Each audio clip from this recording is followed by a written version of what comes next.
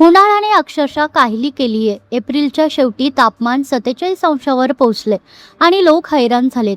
पण या कडक उन्हातही लोकांना थोडासा दिलासा देतंय ते म्हणजे चांदोली धरण आणि चांदोली अभयारण्य परिसराचं थंडगार वातावरण. शाळांना सुट्ट्या लागल्या आणि लगेचच कुटुंबासह पर्यटक चांदोलीकडे वळले. वारणा नदी काठावर दिवसभर पाण्यात डुंबणं, झाडाखालच्या सावलीत बसणं आणि चुलीवर स्वयंपाक करून जेवणाचा आनंद घेणं असा भन्नाट माहोल सध्या पाहायला मिळतो. पण दुसऱ्या बाजूला एक गंभीर चित्रही आहे. सह्याद्रीत लागलेले वनवे, तोडलेली झाडं आणि बदलतं हवामान यामुळे उष्णता वाढते. डोंगर दऱ्या ओस पडतायत, पाण्याचे स्रोत आटतायत.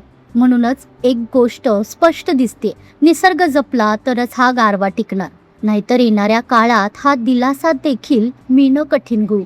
चांदोलीचा गारवा सध्या लोकांना सुखावतोय, पण त्यामागचा निसर्ग वाचवणं आता सगळ्यांचीच जबाबदारी बनली आहे.